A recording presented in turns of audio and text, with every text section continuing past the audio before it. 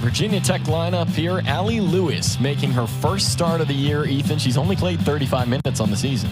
Yeah, and she was a big player as a freshman a couple of years ago, but hasn't played too much soccer for Virginia Tech this season. Coming into the lineup in place of de Guzman, who's really been a big provider for this Virginia Tech program. We'll see how they do tonight without her. And for the Pitt Panthers, they've really enjoyed going to a 3-back formation recently. Yeah, this is a really good look for the Pitt Panthers. It's allowed them to push forward, put a lot of pressure on opponent defenses, and Chloe Minas has been great in keeping everything steady in the midfield for them. So here we go, the final night of the ACC season. We're underway from Ambrose Urbanic Field. Thanks for being with us once again. Jason Earle and Ethan Edelman will have all the action for you tonight, not only here, but we'll continue to update you on what's going around the conference and what those results are going to mean specifically for these two teams here. Once again, to tell you what's on the line, the Panthers have clinched a spot in the ACC championship, which starts on Sunday. Virginia Tech needs a win tonight, plus they need Wake Forest to either lose or draw their match against Miami. Yeah, this is a huge game for Virginia Tech's postseason implications, not only towards that ACC championship, but also in terms of how they line up for the NCAA tournament coming up. You know, the ACC, they usually send a lot of teams to the NCAA tournament for soccer, but you never know when you're a team like Virginia Tech, who are almost 90 in the RPI. They're sitting at 89 right now. This could be a huge win for their program, even if they can't get into the ACC championship.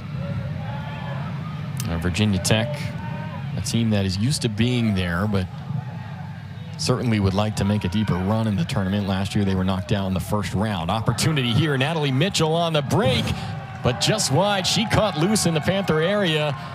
And wow, the Panthers going to be happy that she wasn't able to convert that. Yeah, they really got away with one, actually. Natalie Mitchell's the exact person for Virginia Tech that you want on the end of that. And it's a miscue there that you don't often see from a player like Katie Zalesky. Yeah, and it looked like it was miscommunication between Zalesky and Gordon there. Another thing that you don't often see. Those two are such a good partnership back there, and it seems like neither of them really wanted to get anywhere near that. Just the first couple minute jitters for this Pitt defense. And like we were saying, this is a Virginia Tech team who really need to find a win today if they have any postseason aspirations. So they will be pressing this Pitt back line. And a reminder for Virginia Tech, they not only need the win here, but depends a lot on that Wake Forest result. And Wake Forest in Miami, by the way, Ethan, are tied 45 minutes in. So that is the half that Chugger Adair needs for this Hokie side. And if that result stays, well, then Virginia Tech just needs to win against Pitt here, and they've got a spot in the ACC championship. Yeah, he said he wasn't going to be looking at that score line all night, but I have a feeling he's got an assistant coach in his ear telling him I have a they're feeling in good you're right. standing right now.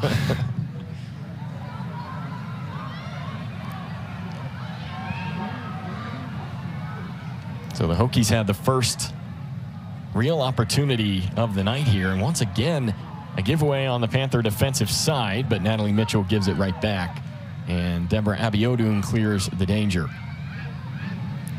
Yeah, Deb's going to be really important for that Pitt midfield tonight. She's been one of the bright spots for Pitt in the last couple of games. Unfortunately, they've been on the road last couple of weeks, losing out to Clemson and Florida State, two of the better teams in the conference and in the country, but she's been really great in being a spark moving forward and on defense. Randy Mertz couldn't quite keep it in play. And speaking about those couple of losses, Ethan asked Randy Waldrum about them, but team was in very good spirits, and he was proud of the way they performed. He tries to think about the growth of their program in stages and looks at last year getting to the ACC championship despite all the injuries. So many firsts for the program last year, and these two matches against Florida State and Clemson, they lost by 1 goal in each, and also a reminder of how far they've come to be battling top 10 teams in the way that they did over the weekend. So Pittsburgh concedes a foul now in the attacking third of the Hokies here, and so Virginia Tech going to have an opportunity just about 4 minutes in. Yeah, Ashton Gordon just getting caught a little off guard. Can't stick her foot in cleanly. And she gives away the free kick in a really dangerous area for Virginia Tech. They've looked good these first 5 minutes. Hokies have a lot to play for, not only for that potential ACC championship berth, but to play in the NCAA tournament too. Skyers runs over the ball. Mitchell sends it in. Gordon dangerously poked it back, but it went wide of the net, and the Hokies will have a corner. Again, a little shaky in the Pitt defense. Just the way that they defend this free kick from the left side. And you said it, Ethan, Virginia Tech playing like a team tonight that needs to win to make the conference championship. They're going to have to. Corner from Mitchell. High in-swinger and dangerously close to that far post, but Breach watches it fade out of play. Yeah, Breach has been very strong in the Pitt goal this season. She's one who likes to kind of come for those corners and make her presence known in the box, so good that she does it early. Lets the attackers and defenders know that she's not going to let up when the ball's coming into the box. She's going to make her presence known. And going back to Waldrum and his reaction to the weekend, one thing I really liked that he said that he told the team is, I'm as disappointed as you are that we didn't get the result. But having said that, if you don't believe that we belong with the best teams in the country, then you're never going to believe it after the performances that they put forth against Florida State and Clemson. Yeah, and that's exactly right. They only losing by 1 goal to each of those programs away from home is such a big result for them. That's something that, you know, would have been unheard of a couple of years ago. And now they looked really great in those games. Went into the Florida State game leading a goal at halftime. They've made so much progress the last couple of years, and they should definitely be proud of where they are now. Yeah, I remember a match a couple of years ago against Florida State where it was so lopsided that Coach Waldrum said he didn't even show the team the footage afterwards. They flushed it away. They put it in the past because it was that bad. And to think now that they're battling to the end with the #1 team in the country just shows you the progress that this Pitt program has made. It's amazing to see. And it's amazing to see them doing it, playing such positive football too, such positive soccer. They're scoring so many goals. They're looking so great doing it.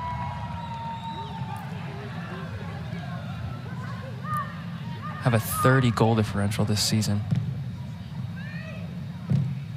And they haven't lost a game at home either, scoring almost 4 goals a game on Ambrose Urbanic Field.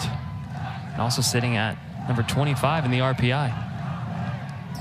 And that's another story of their season there, is that they have some quality wins, but even their losses have been to very good teams. Mentioned Florida State and Clemson. They have not played North Carolina. They drew Notre Dame on this field. The only non-win at Ambrose Urbanic Field this year for the Panthers was that draw against the Irish. Yeah, and they even beat Duke on this field too for the first time in program history. Talk about a season of first last season. They're looking to do more this year. I think you have permission to call it football, by the way. I appreciate that. It has the signs of a seasoned analyst, even if this is just, what, your 3rd match you're doing? And you know what? I think it's an indication of the type of soccer that Pitt likes to play. Yeah. They're not just playing as we get on a Virginia Tech attack here. Here's Weir on the cross. Breach comes out and get it right around the 6. Yeah, they're not trying to play, you know, for lack of a better term, kick and run soccer. They're really trying to make a name for themselves as a team who likes to score and likes to score good goals. And they have such skillful players to do it. Players like Kira Mellenhorst and Deb Abiodun, who are starting in midfield tonight. They're not only, you know, powerhouses and can tackle, but they can move the ball side to side like you see here. They can build their way out of defense and use those kind of 3 forwards that they have lined up at the top to really make something happen creatively. We talked to Randy Waldrum preseason for the Panthers, and he mentioned their depth and how complicated some of the lineup decisions were just because they have so many options. And it's a good problem to have if you're a head coach, but over the course of the season, I'm not sure it's really improved at all because they still have a lot of depth and maybe even some new pieces that they didn't know they had at the beginning of the season. I mean, it's great, even if not for this year, for the seasons coming, to know that you have a lot of pieces still waiting in the hole that you can work with and try to find a space for on the team is great. Now build here with Fury. Fury has a shot, but skies it just about 10 minutes in. So Samaya Fury, Oklahoma State transfer in her junior year, has scored in 4 of her last 5. And that's what she's so good at right there. She's so good at finding that little pocket of space, just getting a yard off the defender and getting a shot on goal. She scored so many goals from outside the box this season. I recall a couple on this field that just had my jaw wide open the way that they fly into the back of the net. Yeah, Coach Waldron said she's gotten so much more comfortable this year. You see the difference in goals. Only 3 last year, but all the way up to 9 this season, has become one of the top scorers in the conference. Those 9 goals ranking 3rd in the ACC. So Fury with a huge improvement and still has more eligibility left. Only a junior from Irving, Texas.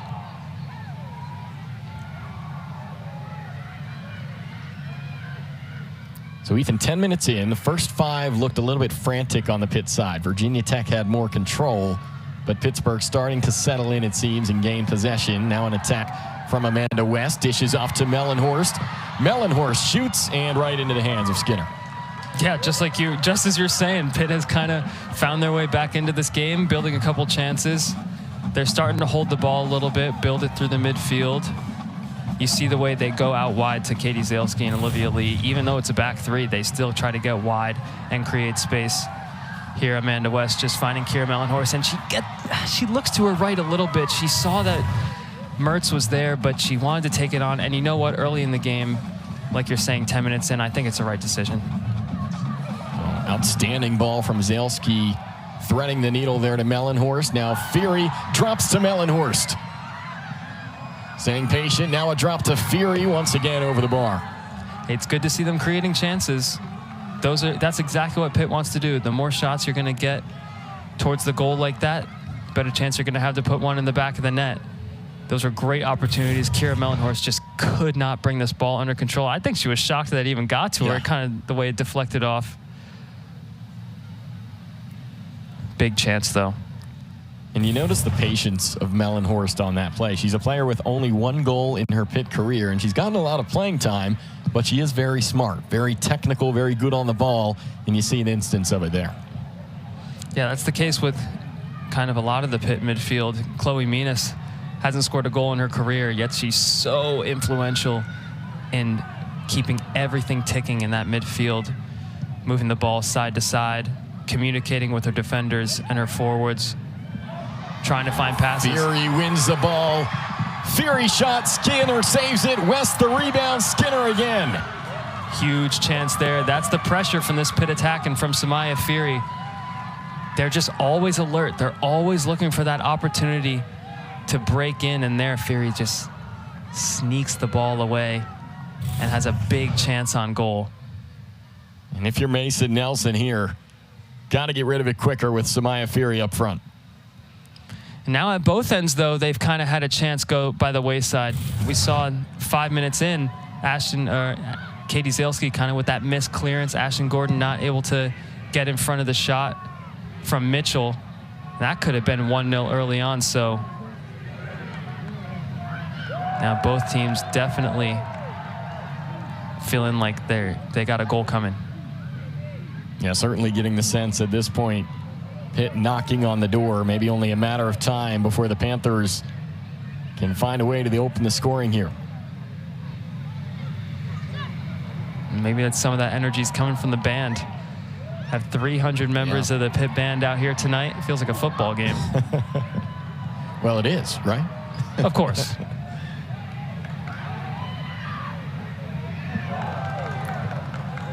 Strong play in midfield from both sides there. Pitt coming away the better, though.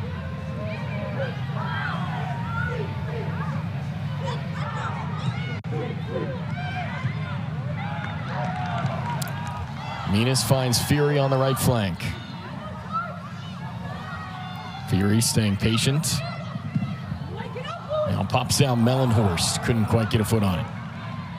Yeah, it's a tough one to read, but really well done from Fury to get that cross in the box. Amanda West just unfortunately offsides after the deflection there.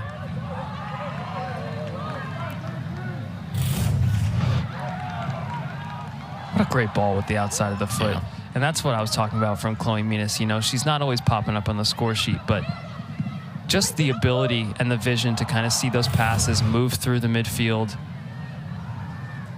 So influential for this Pitt side, and from a leadership perspective as well. You see her wearing the armband along with Amanda West out there tonight, and Ashton Gordon.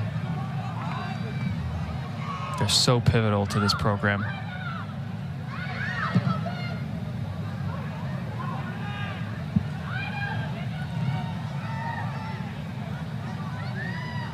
Abiodun tried to squeeze one through, but ends up with Skinner. As we reach 15 minutes in here at Ambrose Urbanic Field, and again, some scares early in Pittsburgh's defensive third, but things really shifting here at this point. Yeah, and I think they need to be careful. You talk about Abiodun trying to look in behind there. They need to be careful to not try to force it too much, because they have come into this game a little bit, and they have started to help it settle down. So they just need to play their game that they know how to play, and from a passing perspective, from a slow building perspective. And of course, seeing those opportunities will be great for Pitt, because they know how to score the goals up front. They've done so many times this season, but I think they are going to find more success kind of building through their midfielders and creating chances near the wings, as opposed to looking for those very direct passes. That's kind of Virginia Tech's game. So officials going to let them play on here despite a Panther foul. Virginia Tech with the advantage. Natalie Mitchell has it taken away by Abiodun, and the Panthers recover. Again, Abiodun in that midfield. Just a total pain in that Virginia Tech side. She has so much energy. She runs all the way across the pitch. You saw her where we had her in that lineup, kind of on the right side of midfield, or on the left side of the defensive midfield, but she's going to be everywhere in this game. Shapansky, ambitious ball, trying to find Mertz, but Skyers gets there and clears it.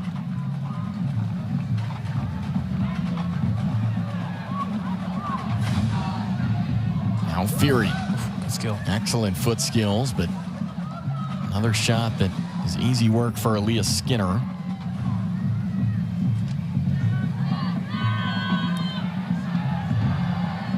Samaya Fury already with 4 shots in the match. Panthers have it 6 shots as a team here. Just under 28 minutes to go in the first half. And again, that's something that Pitt is so good at, and why their offense has been so strong this season. They're tied for first in the country in shots per game, shots on goal per game. And the West gets loose on the flank here. Crosses. Mertz finishes! West and Mertz make magic again. The dynamic duo on that Panther attack. There's so many of them that are just lethal. And Pitt leads 1-0. And they've already sealed their spot in the ACC championships, but you can see what it means to them. They're so excited about that goal. Landy Mertz, usually the provider, tonight turned goal scorer from the usual goal scorer, Amanda West. This is a great ball out wide, and she's just going to look up, one touch, and one touch finish from Landy Mertz as well. Brilliant goal from the Pitt Panthers, and that puts them in a great position going into the rest of this game against the Hokies. And it started with a beautiful ball once again off that outside of the foot from Kira Mellenhorst to the program GOAT Amanda West, and finished off by another offensive weapon, Landy Mertz. Talk about that Pitt attack. Landy Mertz, unfortunately, didn't make it onto our pregame graphic, but she is so important to this Pitt side and how they move the ball from side to side. She always is going to be high and wide on that right hand flank, and she's going to find opportunities to cut inside like that too and be a goal threat. And Ethan, we had just talked about it. You got the sense that that was building up for Pitt, that a goal was only coming in a matter of time, and sure enough, 2 of the best offensive players in the history of this program connect and put the Panthers on the board. And they're going to look to get more too. This is a team that doesn't let up. We talked about it, almost a little over 3.5 goals per game at home this season. Yet to lose a game on it at Ambrose Urbanic Field either. That being said, Virginia Tech's never lost here.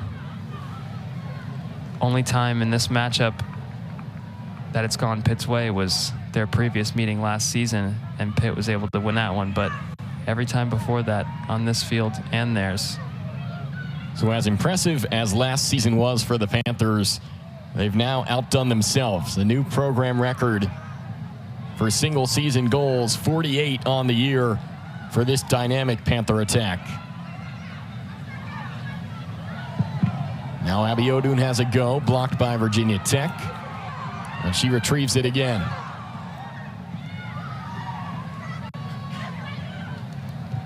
Abiodun finds Fury and ultimately cleared by the Hokies. But not for long. You could just see how much more comfortable Pitt is now that they have that goal advantage. They're so much more calm on the ball, trying to work it into space.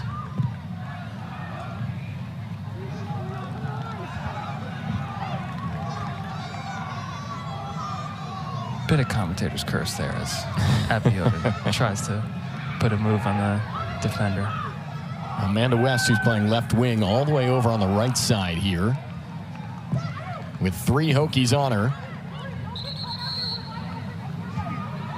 And looked like she will get the favorable call there, deflected off the Hokies for a corner kick.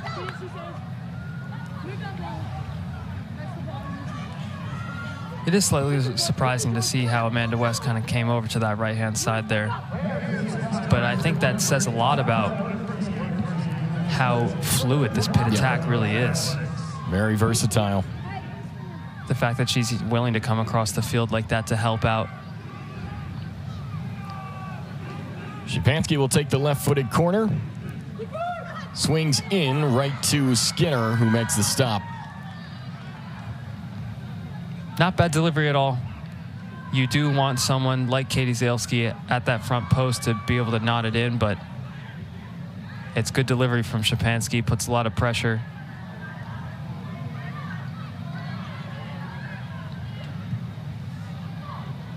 And so this result here, not the only thing that's going against what Virginia Tech wants. Wake Forest has taken the lead on Miami. And remember, if the Demon Deacons win that match, well, then nothing here matters for Virginia Tech's ACC championship aspirations. Of course, the Hokies still looking to earn a spot in the NCAA tournament and have an impressive resume in that regard. But if Wake Forest defeats Miami, Virginia Tech is eliminated from ACC championship contention.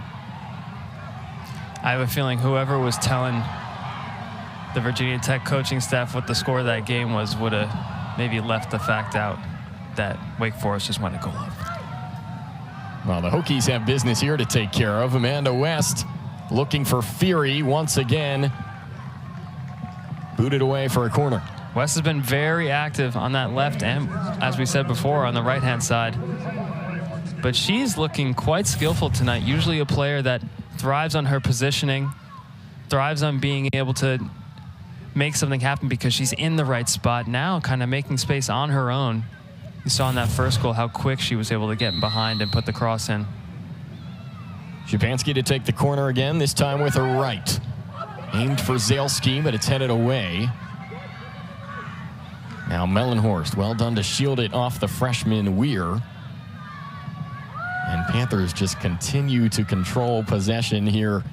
And funny enough, Ethan, the best Virginia Tech chance came, what, about a minute into the match when Natalie Mitchell had just her and the keeper in front of her?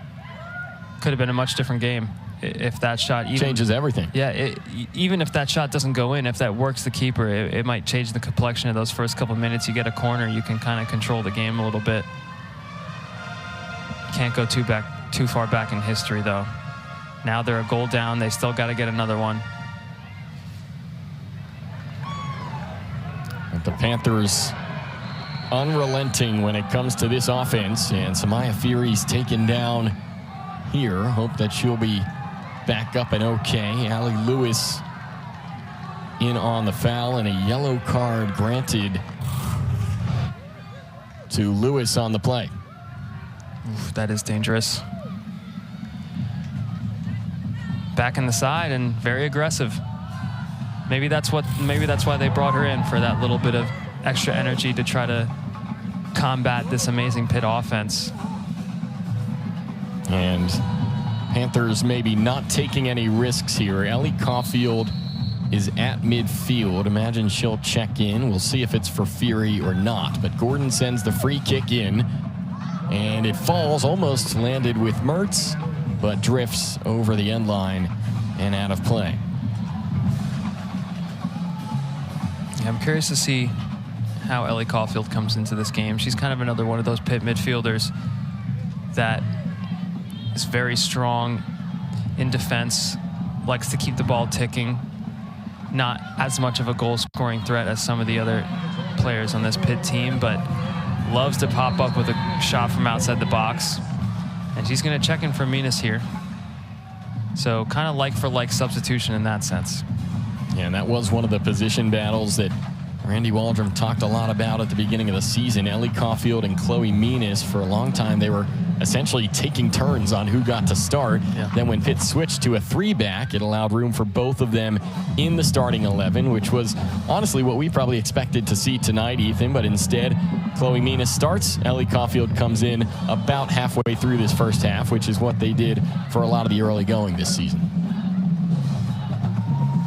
And it's great to see how they've been able to kind of adjust from last season. They had so much success playing the way they did, and now this year they're changing things up still. Randy Waldrum finding new ways to get some of the better players involved, finding new ways to get players like Olivia Lee involved who, as a freshman. Abby Oden in her first season getting a start tonight. It's really very impressive to see how the program will continue to improve over the course of this season and the next.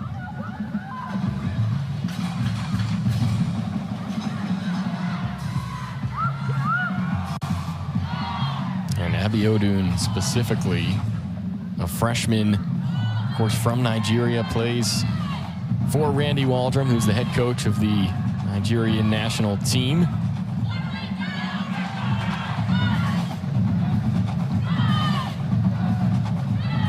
Randy told us a really neat story about how he was able to recruit Deborah Abiodun onto this Pitt team. Said she came to him begging for an opportunity to come to the University of Pittsburgh almost and play like she for Randy herself. Waldrum. That's right. He said, we didn't really have to approach her. This was her idea. And a lot of the Nigerian players that he's coached sometimes choose to go pro, and Abiodun knew about the benefits of coming to a university and specifically wanted to play for Coach Waldrum, so much so that he told her, look, you can go back home in the summer if you'd like. And she said, no, I want to stay at Pitt and become the best player, the best student I can be at the University of Pittsburgh. Yeah, it's an amazing story. But Virginia Tech on an attack here. And this is the freshman Weir, has it blocked away. Gordon and Zalski in on it. Yeah, but here's Abiodun on the ball. And it's exactly like you're saying. She was so keen on making a career for herself in college soccer, something that not a lot of international players of her type are keen on doing. And what a decision it's been for her. Just looking at this season, she's been so influential to this Pitt team. She got that start in the World Cup this past year, and she looked quite good, unfortunately getting sent off in those last minutes, but that comes with nerves, that comes with tired legs. And she's really matured even this season. Just more time under Coach Waldrum, more time playing with this team, getting to learn what it's like, not only with these players, but, you know, being in a different country, taking classes that you've never taken before. And she's really been amazing to watch over these last couple weeks, how she's grown into this side. And what a performance from Nigeria in the World Cup, went unbeaten in the group stage for the first time in the history of the country's World Cup appearances, and ultimately lost in PKs in the round of 16 against England, who would go on to reach the final. So that shows you it does say a the lot, history that Randy Waldrum in Nigeria made in the World Cup. More history to be made here from a Panther perspective. Already got some tonight. Most goals. That's right. It seems like every match this team's making history, doesn't it? I think it's literally the case. Mertz finds far post. Well done by Virginia Tech. That was George who got back, but right back with Amanda West now. Good effort there to try to beat a player. That's exactly where you want your wingers to really get at those last defenders, those fullbacks. You're in the final third. If you're one-on-one, you always want your wingers to have that desire to take someone on, try to get across and get a shot away. That's really where you're going to find your goals. And Amanda West has looked good doing that tonight.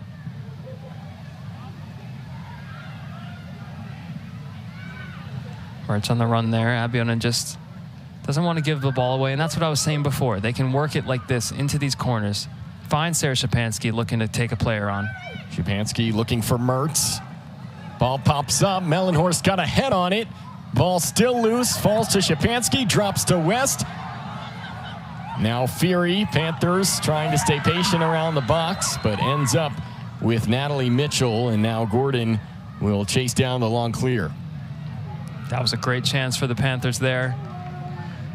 Almost seemed like if there was one less Pitt attacker up there at the top of the box, they would have had a better chance, but they were kind of running into each other a little bit. Really, really well done, though. Like I was saying in the build-up of Abiona, to just have the patience to find Szczepanski on that left-hand side. And she does really well to work a chance here. Find the cross. Mertz again coming in off that right-hand flank. And Sarah Szczepanski, what a season she has had. 10 goals, 9 assists. And of course, we talk so much about Amanda West, rightly so. She is the all-time leading goal scorer in the history of the program. But Szczepanski has really come alive in this junior season for her and been such a vital piece for this Panther offense. Now Anna Bout, who recently entered, able to draw a corner kick for Pitt. Yeah, and another impressive thing about Szczepanski, Ethan, she can take these corners with either side, with either foot. It's absolutely incredible. I mean, it's one thing to be a switch batter in baseball, but I must say, this is the football version, taking right? corner kicks with both feet is pretty amazing. So here she goes with her left. It bends, but bends too much and lands on the top of the net. And of course, just as we say that, she kicks it out of play. But that's two commentators' curses in the half here if we're keeping a tally. Yeah, I'll be quiet. But it truly is impressive. And you know what? That does add a lot of versatility to her game and to the Pitt game. You know, you get so many shots because of your ability to make plays from set pieces. And if you can have those in swingers on both sides from the same player, that's a really huge help. And certainly with as many options as they have on the attack, it becomes a situation where Sarah Szczepanski is one of those players that it's hard to take her off the field because she is just so effective in so many ways for the Panthers. Should note some substitutions for Virginia Tech as well. You'll see up top there Sophie Maltese wearing 15, Taylor Bryan wearing 22. And number 19 is Samantha de Guzman for the Hokies, who trail by 1. Wake Forest still ahead on Miami down in Coral Gables. That one's in the 72nd minute. And if the Demon Deacons win that, then the Hokies are eliminated from ACC championship contention. Mertz on the cross, far post, was looking for Szczepanski, but ultimately cleared by Allie George. Now Bout. Abiodun strike from distance, but right to Skinner. Good effort. Yeah, and talking about some of those substitutions, de Guzman coming in, a player that I certainly expected to start for this Virginia Tech team, leading assist getter for the side. She's been so important with Natalie Mitchell in giving these Hokies the goals that they need to kind of win some of the games that they have. So we'll see how she does. She's had an excellent freshman season, you're right, Ethan, with 3 goals, 5 assists on the year. A player that has a ton of potential, and Chugger Adair really likes the way she's been performing and facilitating on that right flank. Yeah, and kind of taking the role that Mitchell had last year as that freshman provider, and now Mitchell's become the goal scorer. Someone had to step up, and it was de Guzman. So we'll see if she's able to provide tonight. Mitchell currently off the pitch right now, but maybe those two can link up.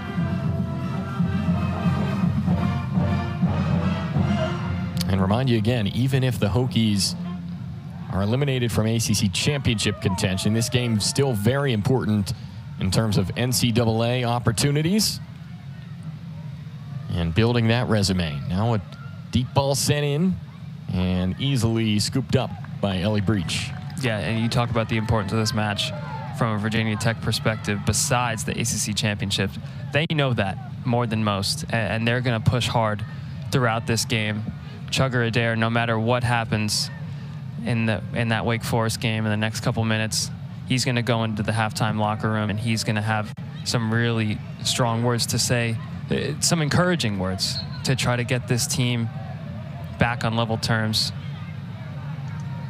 because this is an important game for their NCAA resume.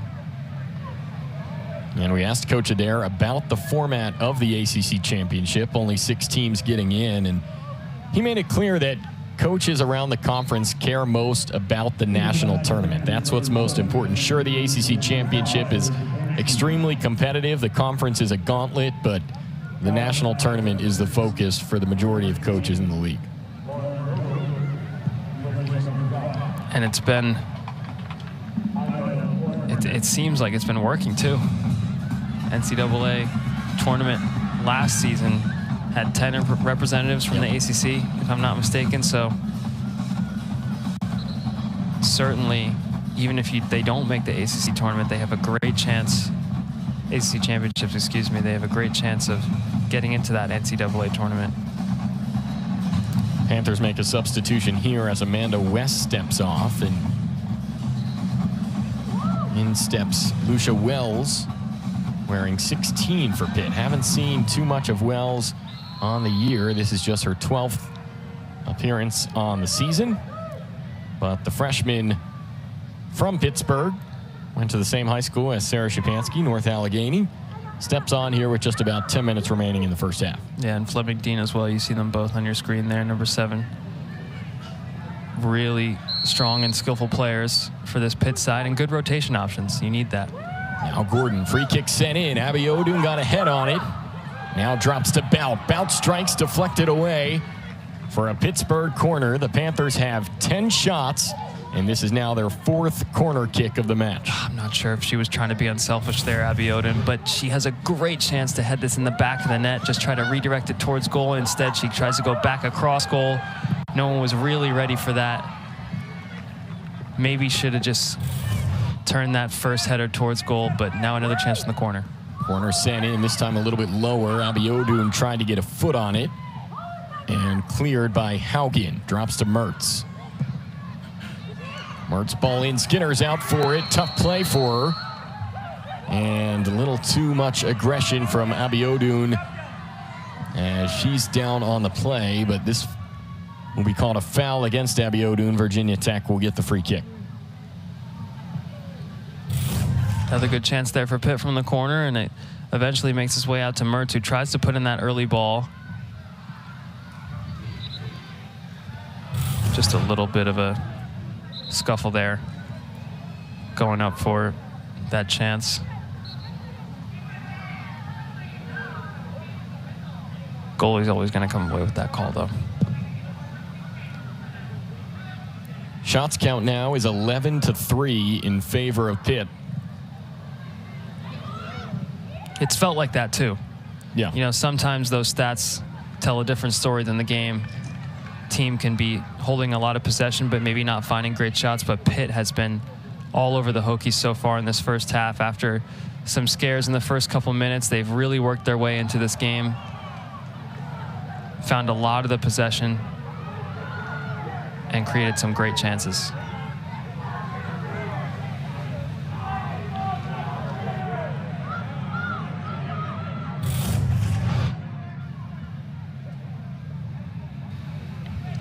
And pretty easy call there. Sophie Maltese tripping up Abby Odun. She looks tired, but almost unaffected from how strong some of those challenges have been on her in this game. And Wake Forest has increased its lead on Miami. 2-0 now late in that one, and effectively eliminates Virginia Tech from ACC championship contention. So the Demon Deacons in control with just about 11 minutes to go in that matchup down in Coral Gables. So Wake Forest will become the 6th seed in the conference championship. Panthers do have a chance to move up to the 4th slot. It's not likely. They would need North Carolina to lose, as Ellie Breach secures the save. So Pittsburgh most likely will be the 5 seed starting on Sunday. But if that were to change, we will certainly let you know.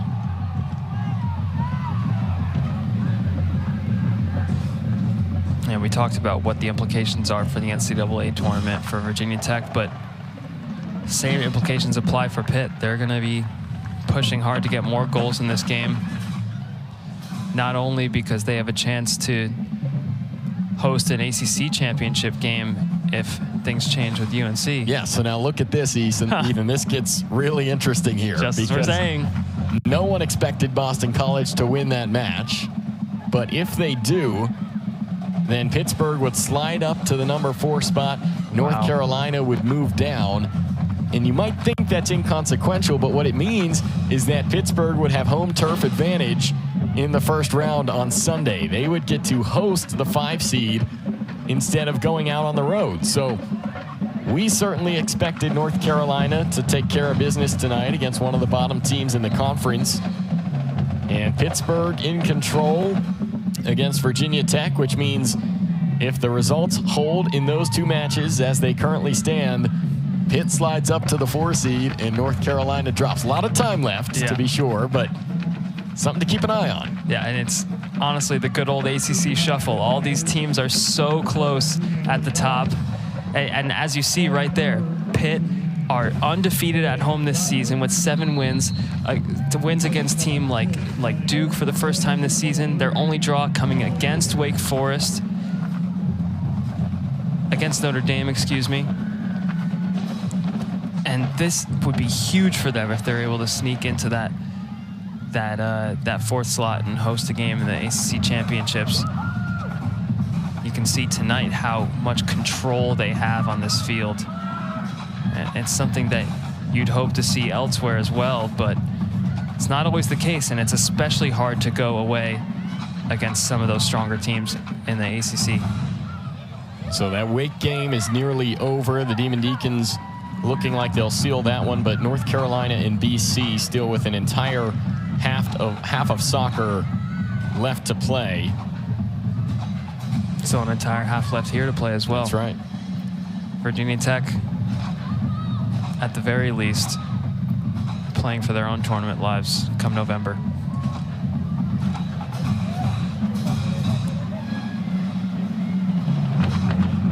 Though I don't see Pitt letting up anytime soon. Now, Panthers have continued to dominate this match. An 11-4 advantage in shots, 6-1 in shots on goal, 4-1 in corners. They've used a lot of different players as well. Both sides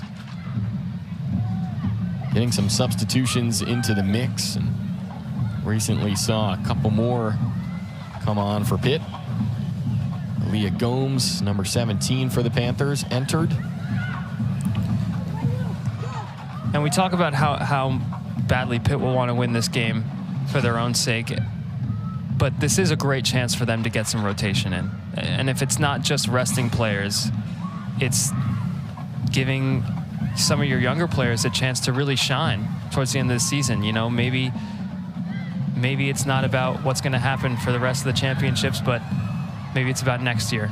Maybe it's about giving them those minutes that they'll really need to kind of work into the side. Yeah, that and showing off Randy Waldrom's depth, right? Of course. And that's something that they didn't have last year. That's something that they were kind of stuck in their way and maybe hurt them down the line, is that teams started to figure them out. Most wins in program history, making it to the NCAA tournament for the first time, even winning a game in the NCAA tournament. It's incredible. But once you start facing those really tough sides, they're going to see what you're doing in the film room, and they're going to find ways to break you down. So it looks like Aaliyah Gomes given a yellow card there, and you saw the reaction from Randy Waldrum. Not sure he agreed. Seemed maybe a little bit light for a card. Certainly a foul on Gomes, no question about that. But she gets the yellow with just over 2 minutes to go here left in the first half. Honestly, that's not something you want to see from a Pitt perspective. You bring a player in like Gomes to kind of give a rest to some of your better players. Like I was just saying, give some younger players a chance. And you know, she's only been on the pitch for a couple of minutes, but she picks up a yellow card and suddenly is in danger of, you know, getting a second one. Or at the very least, it's just not the attitude you want to see from a player you're bringing on the field this late in the half. So I can see Randy Waldron being upset for a couple of reasons because of that. So it was Lucia Wells wearing 16 working on the far side there. And tried to get a cross in, ends up as a goal kick for the Hokies. Tough fight over there on that left-hand side. Taking the role of Amanda West and Sarah Shapansky kind of running it behind over there. We see a whole new front five for the Panthers since the start of this game. Yeah, not exactly the familiar faces, huh? No, definitely not. But again, I think that's a testament to how strong this side is from an attacking perspective, to have that depth to be able to change things around, at the very least give rest. Although the back three has stayed exactly the same, and Abby Oden is yet to come out herself. Panthers have already used 6 substitutes here in the first half. Total of 17 players used by the Panthers in this first 45.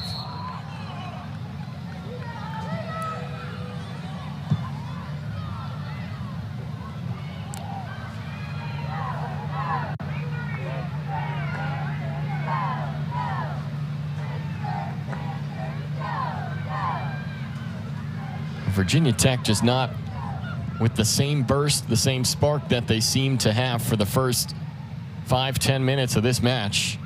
And it has been all Pittsburgh for the majority of this first half tonight. Yeah, they'll be happy about the way they've responded after those first couple of minutes. Like you said, were very shaky. Honestly scary for this Pitt side. But they've really come into their own this game. Going to feel great about that 1-goal lead. And going to feel great about the 1-goal lead and for college soccer. And they're looking to not only be a part of that NCAA tournament, but be a really big threat going into November.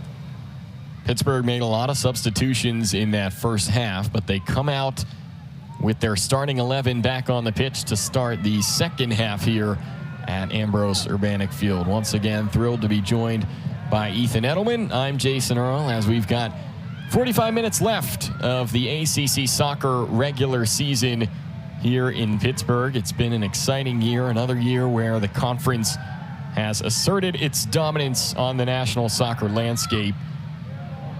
Mentioned the 10 teams reaching the national tournament last season from the ACC, and expect a similar pattern to continue here in 2023. Regular season always feels like it flies by. It does, doesn't it? It feels like just a couple of weeks ago we were talking about Pitt being preseason top 15 in the country. And, you know, there's been highs and lows for the Panthers, but they made their way back to a similar position, now at 20th in the coaches' polls, 25 in the RPI, and they're feeling good going into the postseason. Yeah, I was definitely surprised, Ethan. I don't know about you, but to see Pitt picked to finish 7th in the ACC preseason poll after going to the conference championship last year and bringing back a lot of those players. I thought Pitt should have been picked to finish higher in the conference preseason poll, and well, they're proving that that is the case. Yeah, I think maybe it says less about Pitt and more about the strength of the conference in general. There's so many great teams above them. You talk about how just over the last couple of weeks they played 2 teams in the top 10 in Clemson and Florida State, only losing by 1 goal to each of them away from home. That's a huge result. They drew to Notre Dame. Yet to play UNC, but might not have to with the way things work out at Boston College.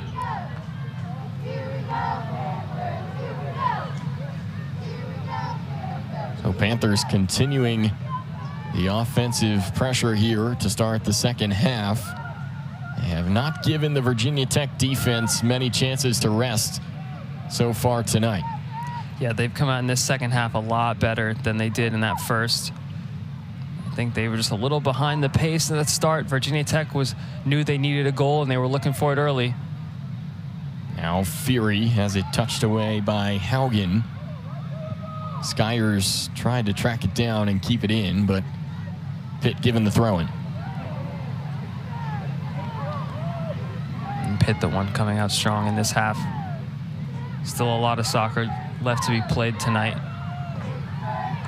But they've looked good over the last kind of 40 minutes of that first half, and they've looked good in the first 3 or so here.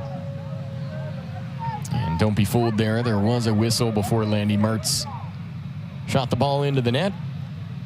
And officials say ball was out of play. Virginia Tech gets the throw in, and we resume. Yeah, regardless of what it says on the scoreboard, it always feels good to put one in the back of the net. Although she already has tonight, That's officially. Right.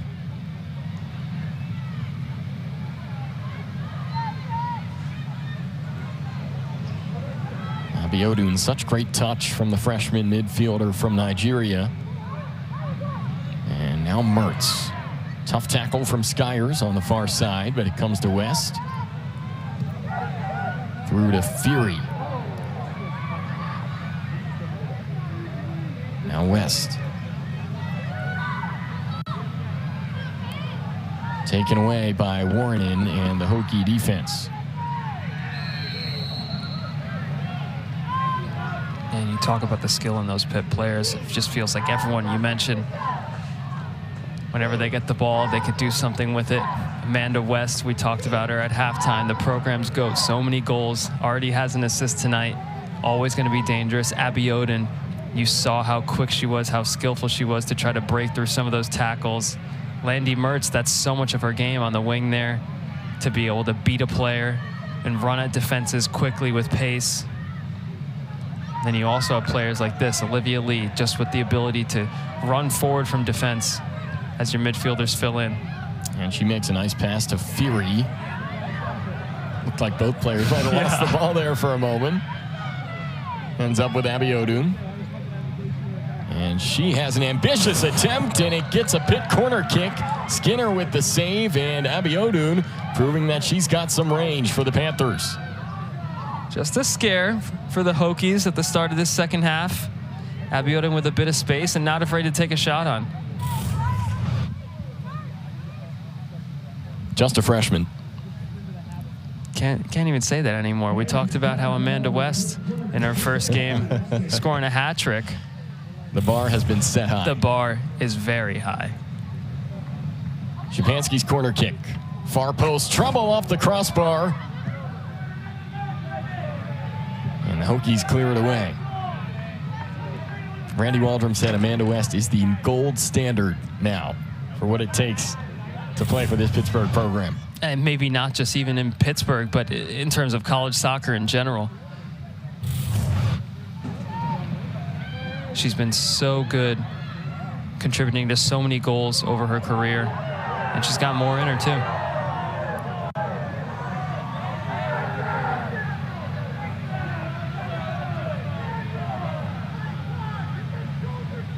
Mertz. Left-footed ball in. West racing towards it. Skinner comes out. And that's what Landy Mertz is good at, though, just kind of cutting inside, not afraid to use her left or her right foot. Trying to put that early ball in from the top of the box, and she puts it into that dangerous area. I love to say it, but it's the corridor of uncertainty. You can get it in there near the top of the 6-yard box. You never know what's going to happen. It could come off a defender, could come off your forward. Goalkeeper could miss it. It could fly right into the back of the net from the cross. That's exactly what you want to do as a winger, is make those opportunities happen. How many instances of that have we seen tonight where Ashton Gordon had a miscue in the back on the Panther side, and Virginia Tech let Samaya Fury get in behind on one opportunity. So if you make things happen, you generate activity in that attacking third, you never know what will transpire. And that's been so much of Pitt's game, is getting those shots on goal, even if they're not scoring them. Just finding those opportunities, just trying to create them, is always going to give you a better chance to get the goals in these games.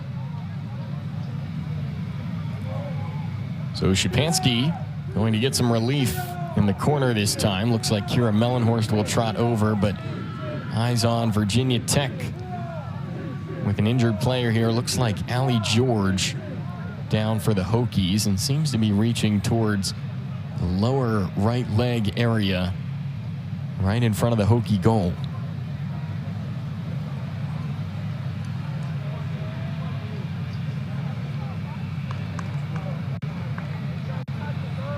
Coach Adair coming on the field as well.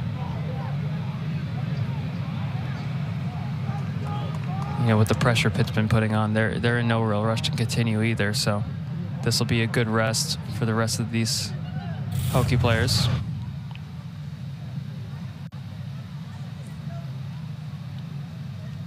And so you don't see anything right away there from Allie George that might have caused an injury. You see that right leg drag on the turf for a moment, wondering if something happened there. Just a little bit of a hiccup in her jog there as she was trying to track down West, but good to see George on her feet being helped off. Yeah, she's walking off mostly on her own accord. Just a little verbal encouragement maybe from the physio and the head coach. And we'll see who they bring on in replacement.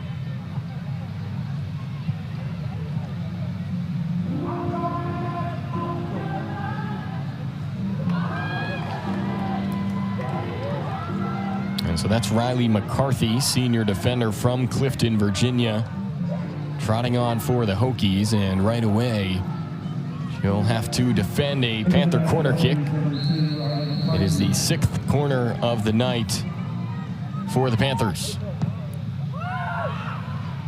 Far post, Gordon, and cleared away by Virginia Tech. Panthers continuing to dominate offensively.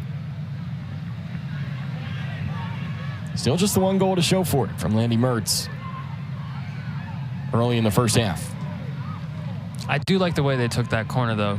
They took the first couple in that first half. They went towards the near post. They tried to get a flick on. That time, they go far, let Ashton Gordon try to head it back across. Creates a good chance. Their other corner in this half from the far side, we saw come off the crossbar even from Sarah Shapansky. So they're kind of looking to make different things happen even from those set pieces. Looking very dangerous. And there's a takeaway for VT. West with a little bit of a careless ball there back to her defensive line. And the Panthers tried to get it back, but Samantha de Guzman drew a foul in the process. And so the Hokies will earn the free kick. Maybe slightly fortunate to win the free kick here. Olivia Lee does really well to kind of come across, and she just honestly has nowhere to go. She's just trying to get to the ball. De Guzman was not worried about where the ball had gone, just continuing her run. Haugen sends it in. Headed up, but by a Virginia Tech forward. So the Panthers get the goal kick. And thankfully for Olivia Lee, nothing comes of it.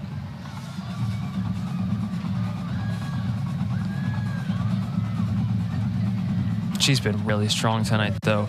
It truly is great to see how Pitt, even in a 3-back, I talked about it a little bit in the first half, but even in a 3-back, the way that they use their wide defenders as attacking threats is really impressive, and honestly a testament to the work that they are able to put in on a training ground for how midfielders can fill in for them, for how forwards are checking back to be an option. They just feel so confident possessing the ball with their defenders out wide, even though there's only one more to cover.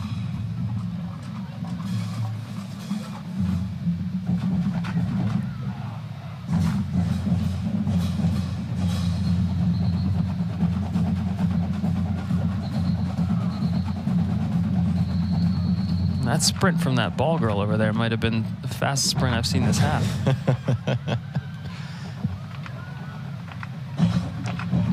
Great. Officials had to make sure Eden Skyers was taking the throw in from the proper spot there. She tried to gain a few extra yards.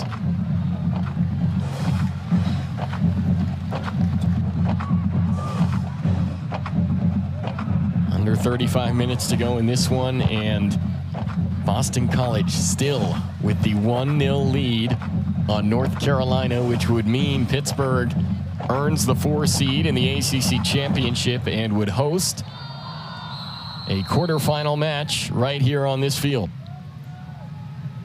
Szupanski, free kick sent in. Headed for a goal kick by Mitchell. Corner, I should say, for the Panthers. Another great ball in from Szupanski there. And she's going to jog across to take another corner. Probably with her right foot this time, even though she put the cross in with her left foot. But it's right there. Amanda West is going to be able to rise for that and just head it back across the goal. Great defending from Virginia Tech to be able to put that out, but pressure's not up. Szupanski corner. Another dangerous corner from Szupanski, punched by Skinner. And Skinner goes down, and once again, the officials making sure to protect the Virginia Tech keeper.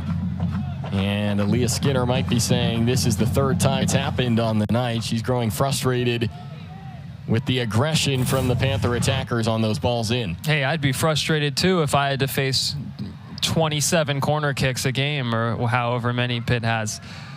It's what it feels like, at least. But she's been very strong tonight, Skinner, as she has been all season. Been one of the reasons Virginia Tech has been as strong as they are this season is their ability to defend and their ability to stop the ball from going into the back of their own net. Yeah, we asked Chugger Adair about Aaliyah Skinner and mentioned that she's one of the seniors that has been through a lot, had to go to school and be on the team during COVID, and has really allowed her to mature through her time at VT. And last year missed almost the entire season due to injury, and she's now rebounded very well in her senior season for the Hokies in net. Ware taking the shot early there. Maybe not the right decision. The Hokies have had so few chances in this game since the beginning of that first half that you really want to see them be a little more patient up front, try to work something. They had numbers there, and instead the shot just gets taken early. Ellen Horst, nice ball over the top to Landy Mertz. And stop me if you've heard this before, Pitt corner kick. I was going to say, no surprise there. The pressure does not let up. And the pressure doesn't let up in Boston either. Equalizer for UNC. Yeah, but they got to maintain that. One more Boston College goal, and we're right back where we were. So pause for a moment for the Panther corner, then we'll let you know the effects of that score for the Tar Heels in Boston. Szupanski, ball set far post. Gordon header just wide.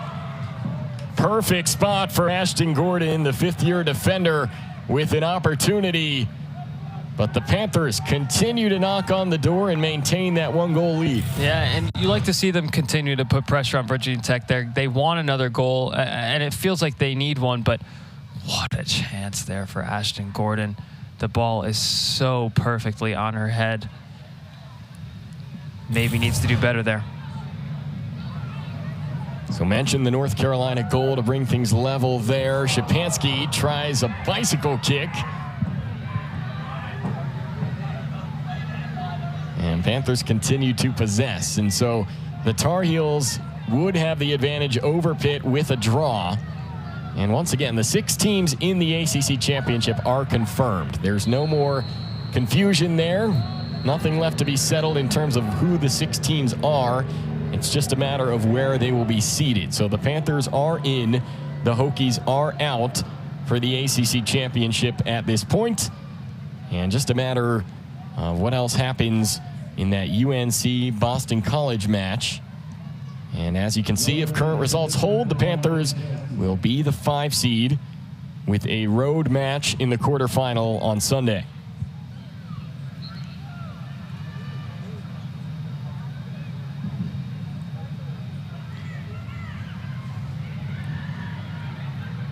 Here's Mitchell. Some room. Mitchell fires, and just too much. But in a match where we haven't seen many Hokie chances since the first 5 minutes, that was probably the best one they've gotten since that opening segment. Yeah, talk about a chance. There's numbers forward here. There's an option to her left that she can find. But Mitchell is the goal scorer. She is that talisman for this team. And that's a brilliant shot for someone of her quality. Really strong chance.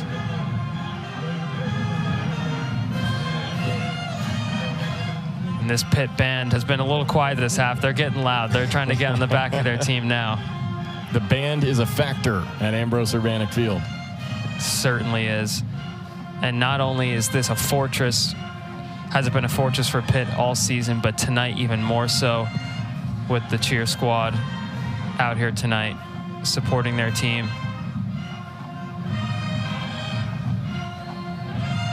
Now you definitely feel like Pitt needs another goal after a chance like that from Mitchell. They've certainly kept the pressure on, but they can't let up. Kind of want to reset the tone of the match, right? And get that momentum back, because they held it for, gosh, probably a 50-minute stretch there from the 40-minute mark in the first half to just about the 35-minute mark of the second half. Yeah. And they certainly continued to keep it up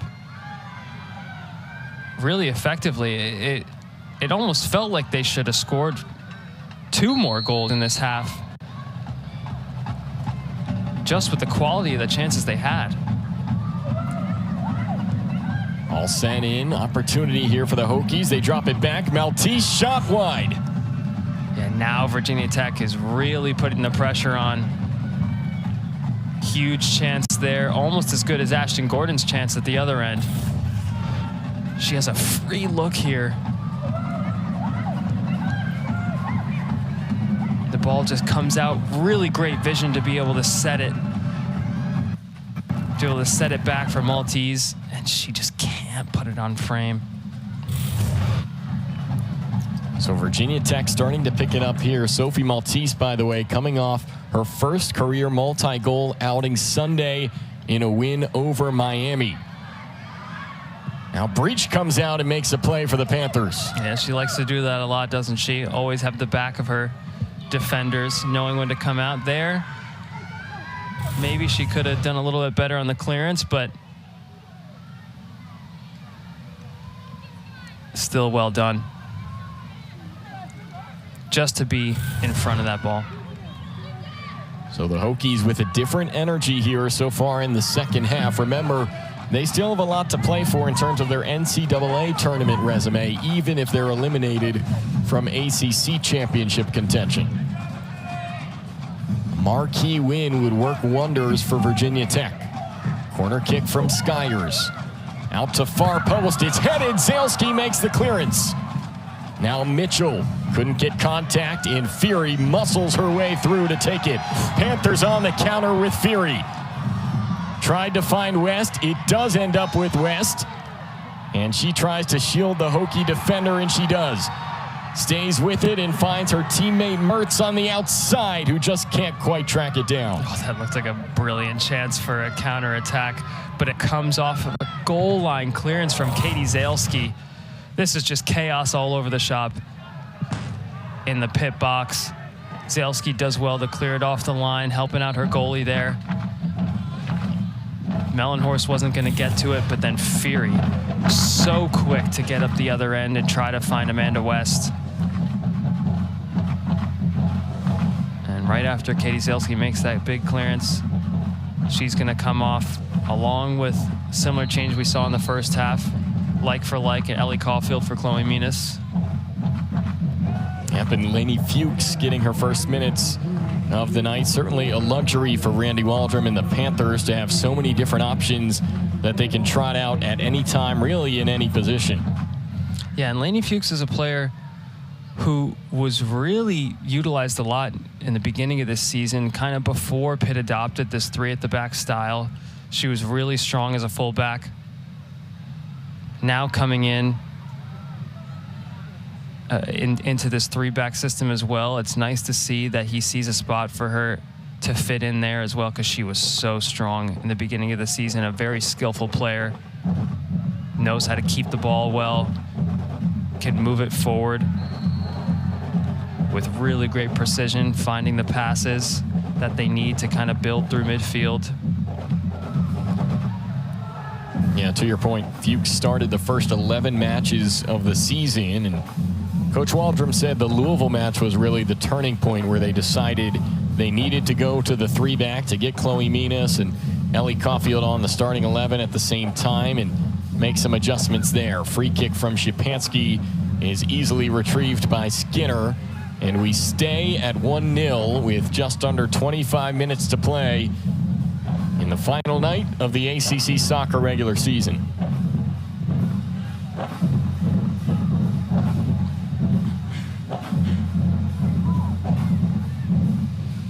There's a brilliant game of soccer going on in front of me, but I can't help myself but keep on checking that UNC score.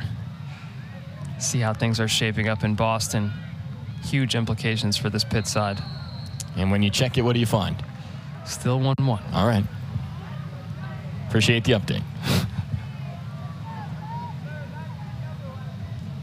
Foul here committed by the Hokies in a fairly threatening spot. Panther free kick on the way, looks to be taken by Ashton Gordon. And she's had some audacious attempts, not necessarily at goal, but setting up her teammates from distance. Here's another one. Chips it over the back line. West, and oh, it's juggled by Skinner, and she pulls it in. Officials charging in to have a word. Ellie Caulfield's getting out of the situation.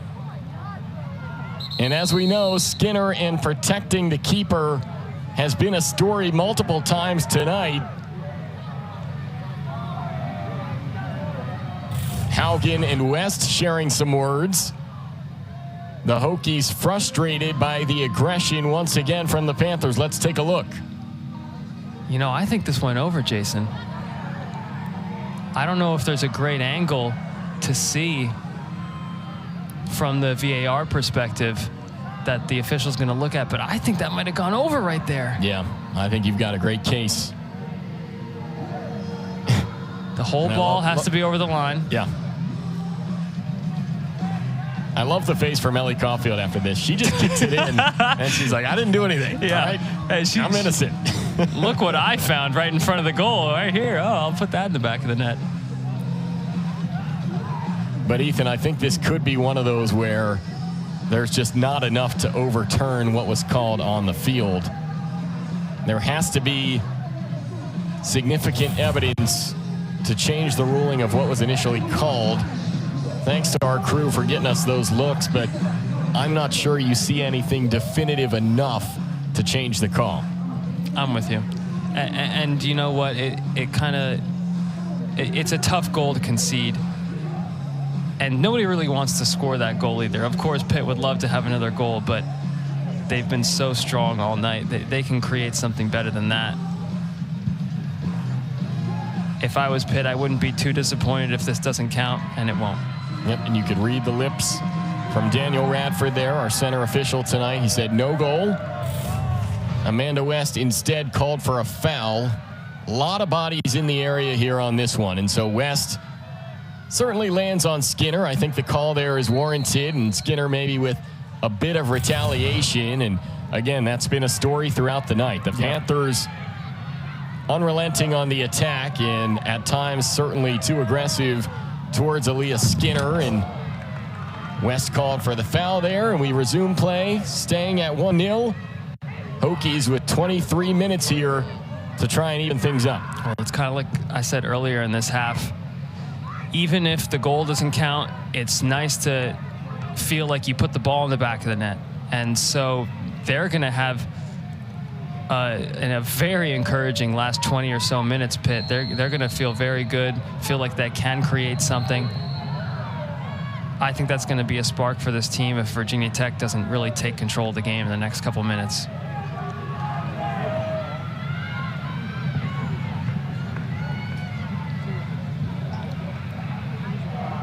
Skinner, though, has had to deal with a lot, hasn't she? Yeah, no question.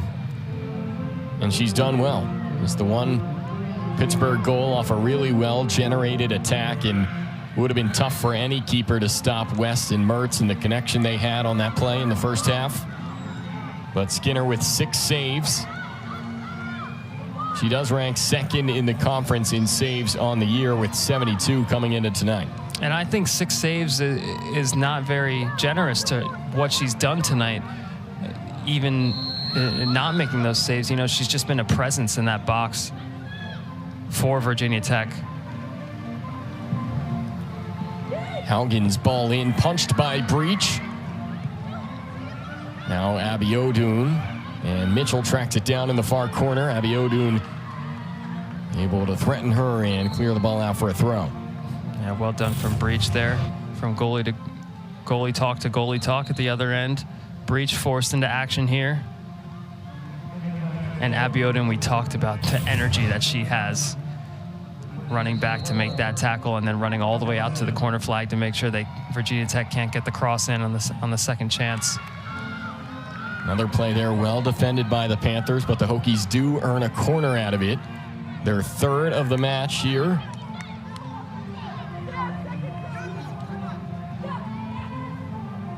Deborah Abiodun has really played hard tonight for the Panthers. She has not left the match, and as a workhorse in the central midfield for Pitt, she's put a lot of effort in tonight's performance. Corner from de Guzman, in swinging ball headed away by Lee. Now Breach comes out. No Panthers in the vicinity wanted to get it, so Allie Breach takes control. You talk about Abiodun not being substituted tonight. It's honestly a little surprising for me. You saw how they rotated the attack a lot, but really she's been doing a lot of the running there in midfield. And talk about going into tournament play after this. You might want some of your more important pieces to be fully rested, and she's putting in a real shift tonight. If she comes off, she deserves a standing ovation from this crowd. She's been so good for them. Hokies with a chance. De Guzman. Caulfield gets back. And what a job by Ellie Caulfield defensively to thwart the Virginia Tech attack. And Pittsburgh now on the counter. You said it. Brilliant from defense to attack. Here goes Samaya Fury into the corner. Fury outpacing the Hokie defender. Cuts inside, taken down. Samaya Fury draws the foul, a yellow card coming here for the Hokie defender. And it was Avery Visage back on the play for Virginia Tech. Well, at the other end, you said it before, Ellie Caulfield really doing a great job to block not only one and get a tackle, but then get up again and block the second challenge. And it's definitely a foul there on Samaya Fury. I'm not sure what the referee called.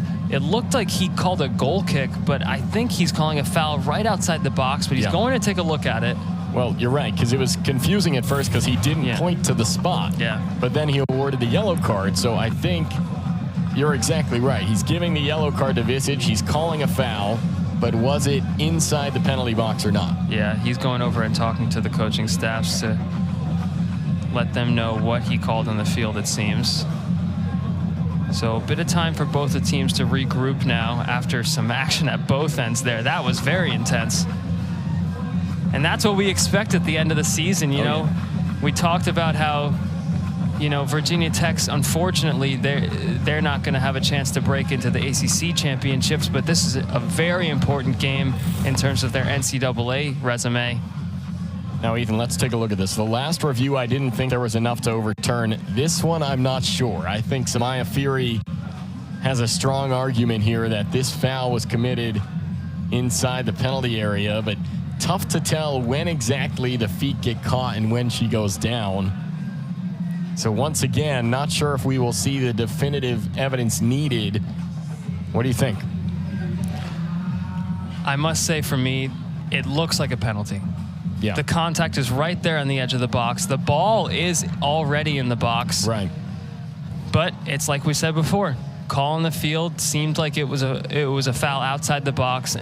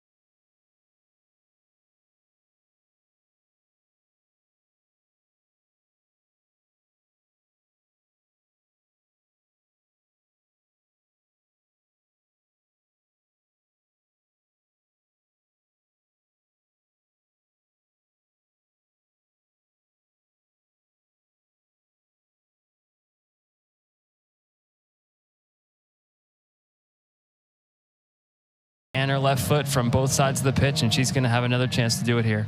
So this will work almost as a shortened corner kick for the Panthers from Szczepanski.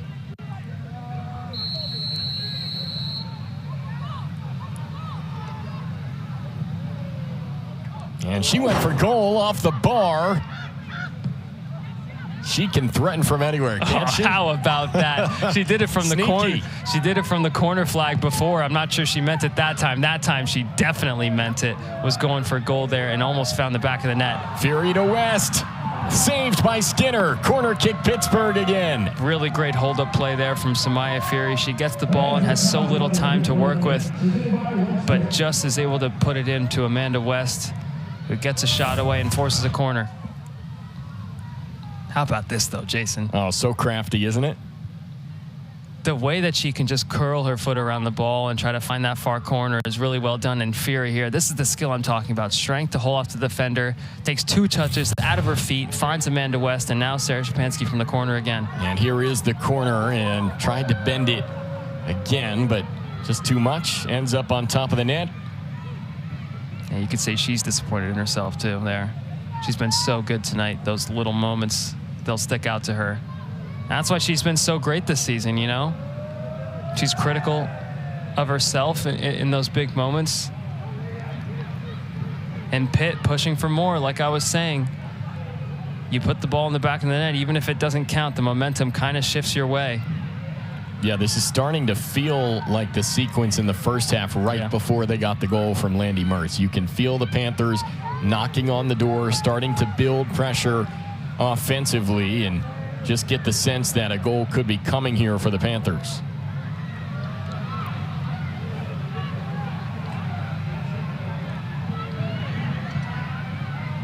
But the Hokies have something to say about that.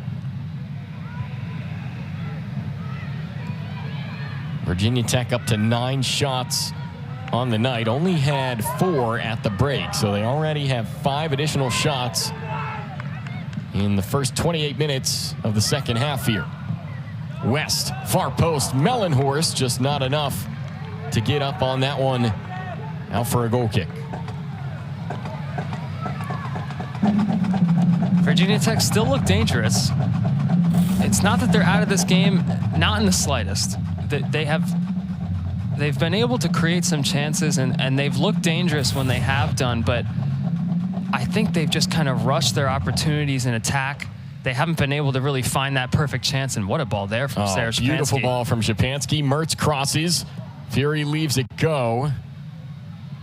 And clearance last off the Hokies. Panthers maintain possession. Some substitutions on both sides here. Anna Bout will enter for the Panthers. Anna Weir back in for Virginia Tech, and their leading goal scorer, Natalie Mitchell, also going to come on. Yeah, that's a really strong change for Virginia Tech. Weir has been so quick in attack, and Mitchell providing that goal-scoring threat that she has all season. This is kind of that last hurrah for the Hokies, it feels like. 16 minutes left, perhaps one final push in terms of personnel for Virginia Tech here, as Sophie Maltese checks out, so that Mitchell, the leading goal scorer on the season, can enter for VT. Yeah, still a lot of time, but it does feel like these are going to be those changes that'll stay on the field for the rest of the game. Definitely some creativity and speed there in attack. They need to get the ball first, though, and Pitt's doing a good job of keeping it.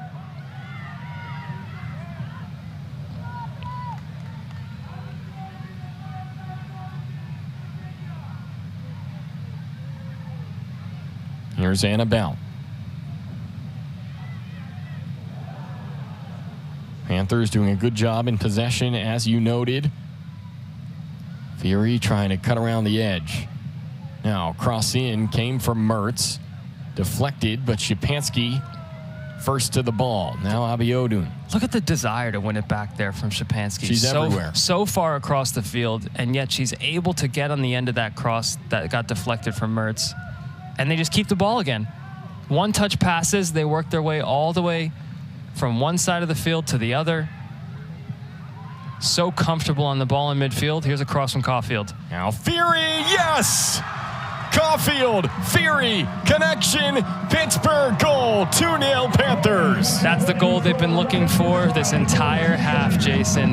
They're finally able to get it, and it's just like we were saying. The pressure was mounting, the chances were building, and Samaya Fury, what a moment for her. May have sealed the deal on the night, and the Panthers are going to be feeling good, 2 goals up now. 10th goal of the season for the junior from Texas. Transferred in last year and has emerged as a star goal scorer for the Panthers here in 2023.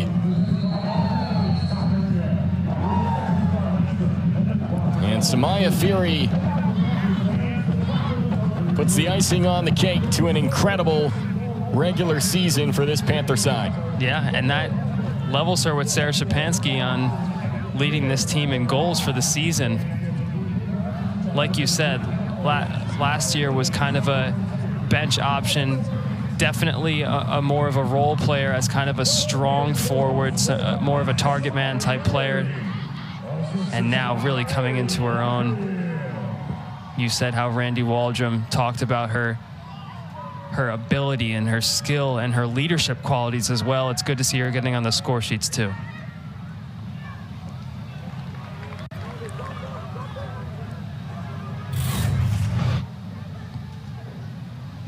That great cross from Caulfield. And it's really tough skill. It looks easy on that replay, but the way that she's able to redirect it, not facing the goal, and just put it in a spot where she knows that the goalie is going to have to make a tough play on it. Unfortunately for the Virginia Tech keeper, she's not able to find her way there. And it's tough.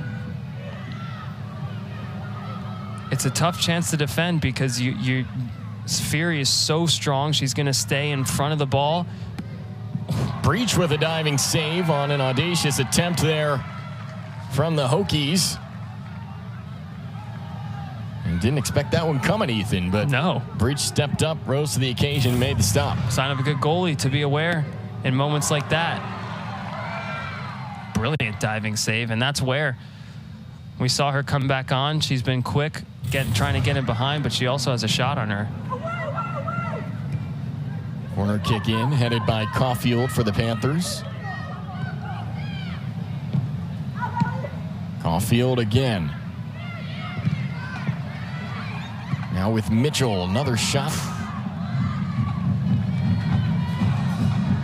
Virginia Tech not letting up. Nope.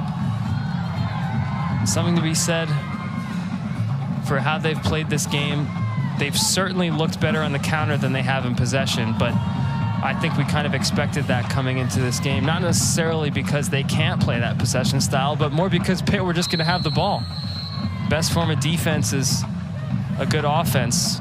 That's been the story of Pitt's season.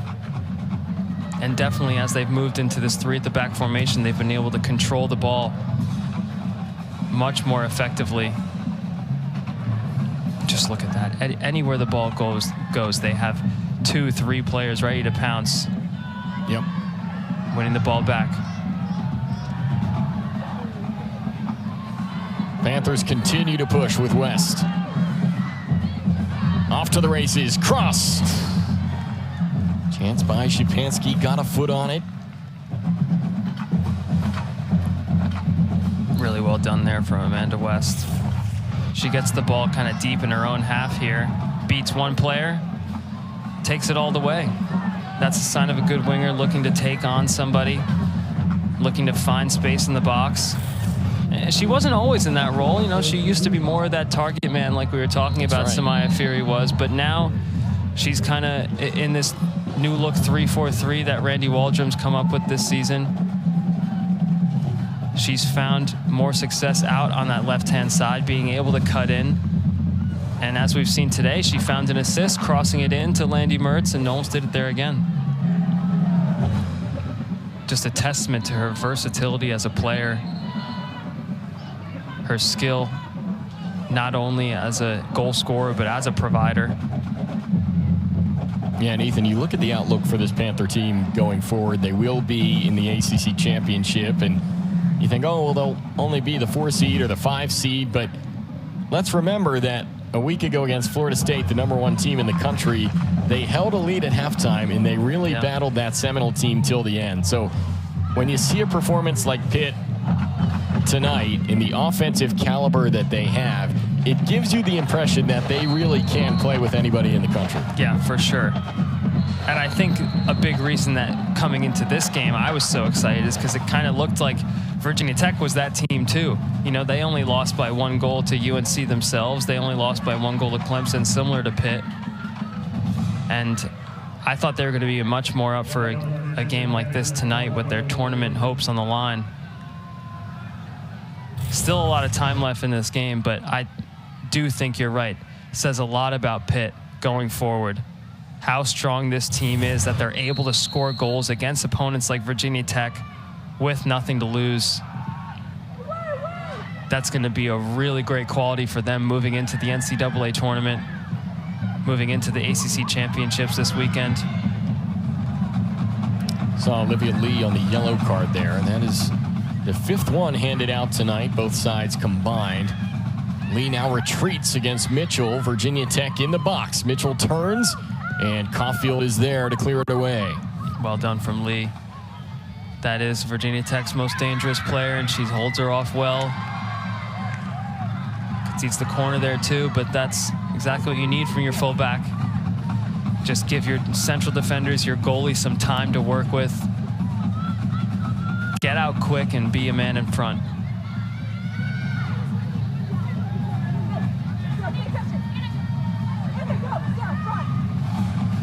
Abby Oden still yet to come off the pitch. Now corner kick coming for the Hokies from Skyers. Very high kick towards the back post, and nothing doing. And Olivia Lee very active on the last sequence. We mentioned Lainey Fuchs kind of dropped off in terms of the significance in her role with the formation change. Lee was kind of the beneficiary of it. In the 3-4-3, Randy Waldrom really liked the speed that she provides on the back line, and as she steps off, have to give her credit for her performance tonight. Yeah, for sure. She's been so great, not only tonight, but this season. Just as that extra body, adding some depth, coming in for Ashley Moon, who's coming in for her right now, was kind of the player that took up that position as a fullback, as a quick kind of attacking threat, in addition to being a good, strong, solid defender out there. And Olivia Lee has done a great job of coming into that role.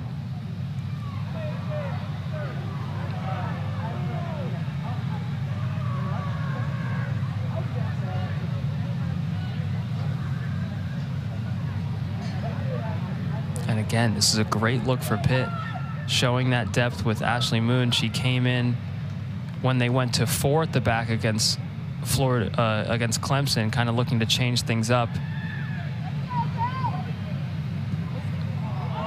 Loose ball inside the 6. Szczepanski nearly had it,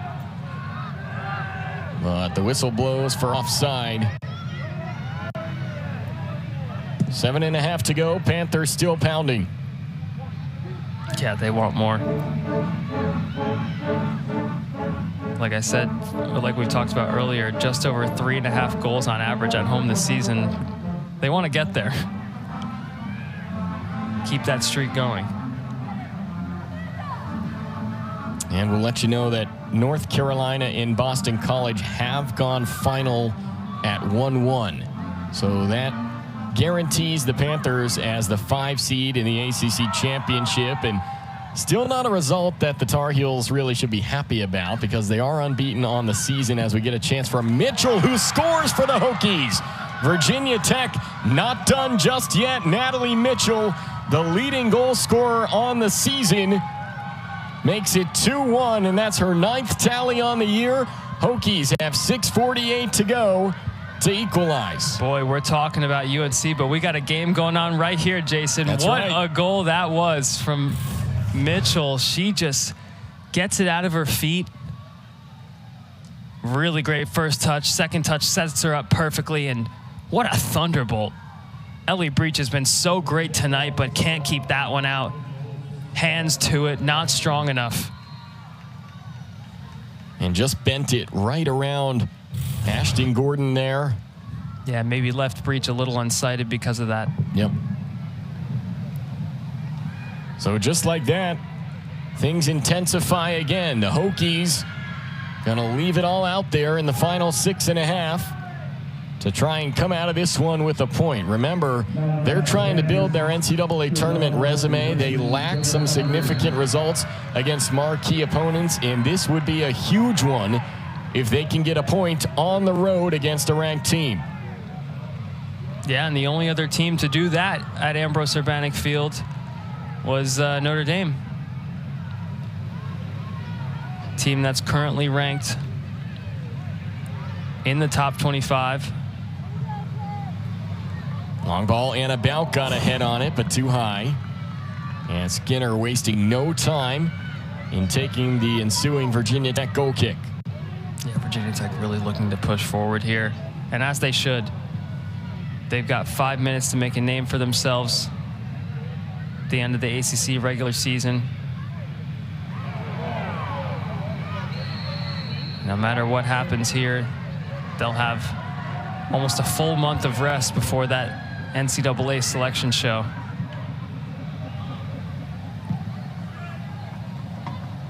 So they'll really want to get a result here and kind of go into that end of the season feeling great. But Pitt not done either. Here's West working on Haugen. Haugen wins the battle and sends it out of play. I wasn't sure if it was a corner or a throw there, but looks like it is, in fact, a corner, judging by the fact that Sarah Szczepanski is trotting over. Usually a good indication. If tonight has anything to say about it, at least. 10 corners on the night for Pitt, by the way, and here's Szczepanski. In swinging ball towards the near post, cleared by Haugen. Good touch there from Szczepanski. How many times have you said that tonight? Not enough. Not enough.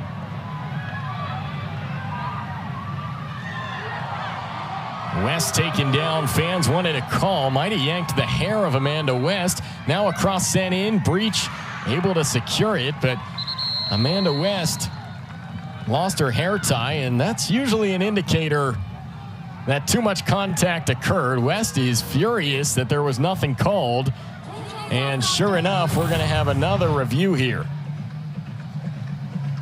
Well, West doing a good job of tracking back here. Yeah, clearly grabbed the head of Amanda West. I'm not sure how that wasn't called initially. Maybe just didn't see it when it first occurred, but to me, that's not only a foul, but a possible card on Anna Weir there. Yeah, that's not exactly sportsmanlike. 2 Hokies already on a yellow. Anna Weir is not one of them. It's Allie Lewis and Avery Visage with the bookings for VT. And after seeing the replay, Ethan, you can tell easily why Amanda West was so upset. Yeah, I think there's a little bit of built-up frustration kind of from this second half in general. Yeah. They've had so many chances to score a lot of goals and really make this game their own, and now they've conceded a goal. It's 2-1. There's a lot more pressure on these last couple minutes. Tempers are going to be flaring on both ends, so you could tell why she's upset for sure.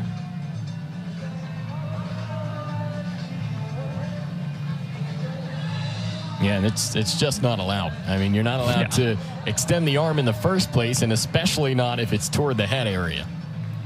And she's got a handful of hair tie. Yeah. Came away with it too. She tried to drop it. That's what's really amazing about it, is that Virginia Tech continued to attack. Now, I don't even want to know what would have happened if that attack led to a goal. Yeah. And then you have to come all the way back to this play, which occurred, maybe 10, 15 seconds before, and clearly was worthy of a call. Yeah. Luckily, it's going to be incidental at best, but at the very least, I think, like we were saying, could be a yellow card. On second look from the referee, but we'll see what he thinks about it. So here's Daniel Radford. And saw him hold up an invisible card there towards the coaches, but he does give the yellow to Anna Weir once he makes his way onto the pitch. And you know, I give him credit, Ethan, even though it should have been called on the field. I think he did make the right decision in the review. I think so too. And that's one of the scenarios when it's really helpful to have the video assistance there to kind of look back and see what happened. Yeah, and excited and appreciative to see that the video review rules were expanded coming into this season. Last year, very limited in terms of the opportunities that were available for review, the plays that could require a review. In this season, very different. You're allowed to review matters like that one that end up in a yellow card. Amanda West maybe still not satisfied. Yeah, no. I think because she's thinking to herself, well, if you're going to go to review and give a card for unsportsmanlike, it should be a different color. Right. So you can't be too upset at goal up here. Pitt just needs to play their game, keep their heads on their shoulders, because they don't just have a game. They don't just have this game in front of them. They have a ACC championship game to come up this weekend. Don't want to lose anybody. Yeah, no doubt about that. 4 minutes to go. Virginia Tech made it 2-1 in the 84th minute thanks to Natalie Mitchell with a scorcher from outside the box. Virginia Tech certainly with more activity on the offensive side in this second half after Pitt led 12-4 in shots at the break. Now the second half shots tally is 9-9, even up between the Hokies and Panthers in the second half. Feels like a lot of those shots for Virginia Tech have come in the last 10 minutes or so. It does. They've had a lot of pressure leading up to that goal. They had a couple good chances. But now Fury takes the graze off the head. Plenty of green space in front of her, working on Haugen. Staying patient, looking for an option. Shoots, and right to Skinner, who makes the easy save for Virginia Tech. Yeah, and you just want to say you got to go early on that pass to West. She was making a great run in the far side. Really busting a gut, actually, to get into a good position in front of the defender there. And Fury just, maybe she didn't have the vision. Maybe she wanted to take on the defender, but in the end, was able to get a decent shot away, but not a great one.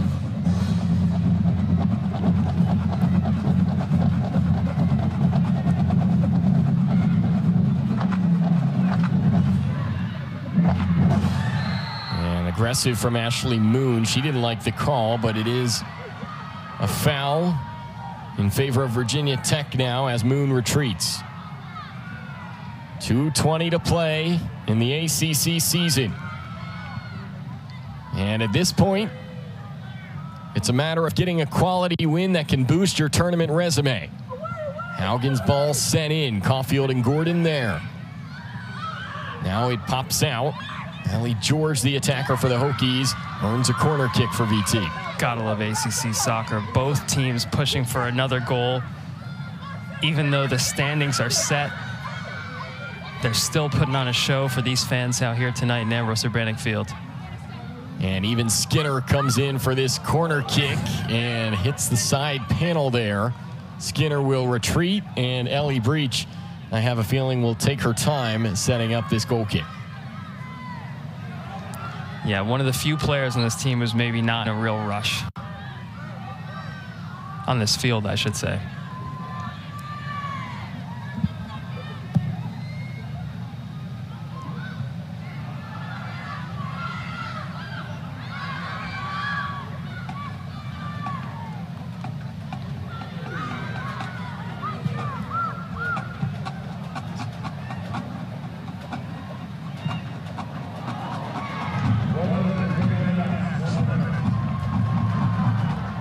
Here's Landy Mertz. Gonna hold possession in the corner until Skyers knocks it out.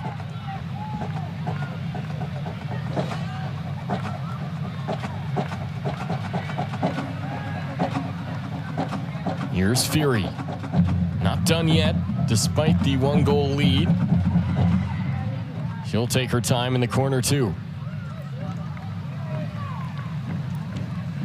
Well, a lot of times I'd say that's smart, kind of turning towards the corner flag there, but she really did have a chance there to shoot a goal. Surprised she passed that up, but only 10 seconds to play now. So the Panthers with the 2-1 advantage over Virginia Tech. The final seconds wind down as the Pitt Panthers put the finishing touches on another historic season under Randy Waldrum. A 2-1 win on their home turf. They